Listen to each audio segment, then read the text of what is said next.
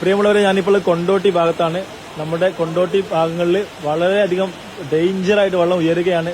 വെള്ളത്തിന്റെ അവസ്ഥ ക്രമാതീതമായി വരികയാണ്. എല്ലാ ആളുകളും രാത്രി നിർത്തിയിട്ട വാഹനങ്ങൾ നമുക്കറിയാം, ഈ വീഡിയോയിൽ കാണുന്ന വാഹനങ്ങളൊക്കെ വെള്ളം കൊണ്ട് മൂടിയിരിക്കുകയാണ്. അതുകൊണ്ട് പരമാവധി ഈ മലപ്പുറം, കോഴിക്കോട് ജില്ലകളിലെ ദീർഘദൂര യാത്രക്കാരും മറ്റൊക്കെ പരമാവധി ശ്രദ്ധിക്കുക. മാക്സിമം ഇന്നത്തെ യാത്ര, ഇന്നും നാളത്തെ യാത്ര പരമാവധി ഒഴിവാക്കാൻ ശ്രമിക്കുക. എയർപോർട്ട് അതുപോലെ തന്നെ മറ്റുള്ള ഭാഗങ്ങളിലേക്ക് പോകുമ്പോൾ നിങ്ങളുടെ അടിയന്തരമായിട്ട് നിങ്ങൾ സുരക്ഷാ മുൻകരുതൽ എടുക്കണമെന്ന് ഒരിക്കൽ കൂടി അറിയിക്കുകയാണ്. Very very ഡേഞ്ചറാണ്. കൊണ്ടോട്ടി ഏകദേശം ഒരു റോഡ് ഏതാണ്ട് മുക്കാ ഭാഗം ഇപ്പൊ ഈ ആളുകൾ വരുന്ന മനസ്സിലാവും, റോഡിലൂടെ വരുന്ന ഈ അവസ്ഥ കണ്ടാൽ മനസ്സിലാവും. അതുകൊണ്ട് പരമാവധി ശ്രദ്ധിക്കുക. മാക്സിമം ഈ വീഡിയോ ഷെയർ ചെയ്യുക.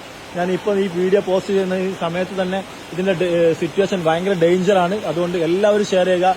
എല്ലാവർക്കും നന്ദി, നമസ്കാരം. നമ്മുടെ സുരക്ഷ നമ്മളുടെ തന്നെ കയ്യിലാണ് എന്ന് പ്രത്യേകം മനസ്സിലാവും. പ്രിയമുള്ളവരെ, ഞാനിപ്പോൾ കൊണ്ടോട്ടി ഭാഗത്താണ്. നമ്മുടെ കൊണ്ടോട്ടി ഭാഗങ്ങളിൽ വളരെയധികം ഡേഞ്ചറായിട്ട് വെള്ളം ഉയരുകയാണ്.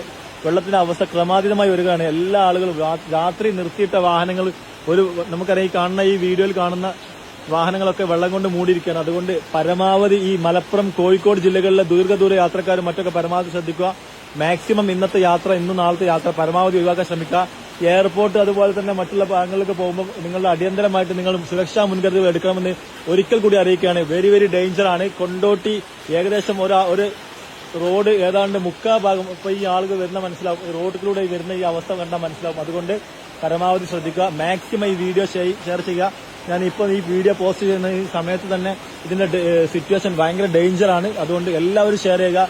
എല്ലാവർക്കും നന്ദി, നമസ്കാരം. നമ്മുടെ സുരക്ഷ നമ്മളുടെ തന്നെ കയ്യിലാണ് എന്ന് പ്രത്യേകം മനസ്സിലാവും.